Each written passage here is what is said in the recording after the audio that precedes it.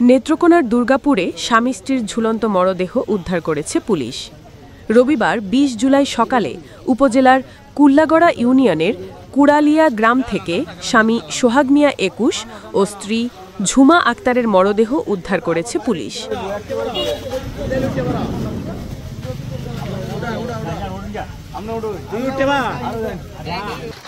পরিবার ও পুলিশ সূত্রে জানা যায়, গত ৩ বছর আগে সদর ইউনিয়নের চকলেঙ্গড়া গ্রামের ড্রাম ট্রাক চালক সোহাগ মিয়া ২১-এর সাথে বিয়ে হয় কুল্লাগড়া ইউনিয়নের কুড়ালিয়া গ্রামের ঝুমা আক্তারের কুড়ির।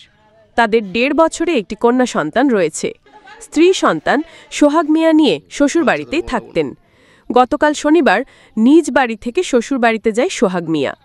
রবিবার ভোরে হঠাৎ তাদের ঘরের শিশুর কান্নার শব্দ শুনতে পেয়ে ঝুমা আক্তারের বাবা রহিমউদ্দিন দেখেন ঘরের ধর্নার সঙ্গে ২ জনের মরদেহ ঝুলন্ত আছে। পরে তার চিৎকারে স্থানীয়রা ছুটে এসে পুলিশে খবর দিলে পুলিশ মরদেহ উদ্ধার করে ময়নাতদন্তের জন্য নেত্রকোনা সদর হাসপাতাল মর্গে প্রেরণ করে।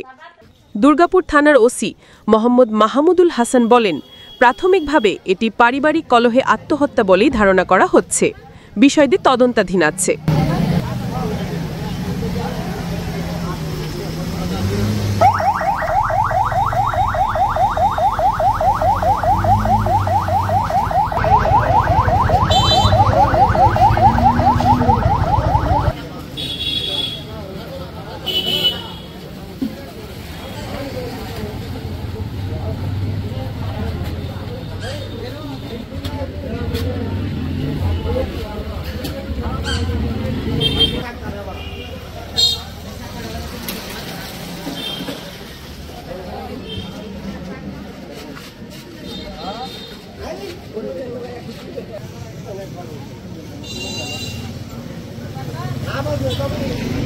মোহনবাগ মানে মালিক বাড়ি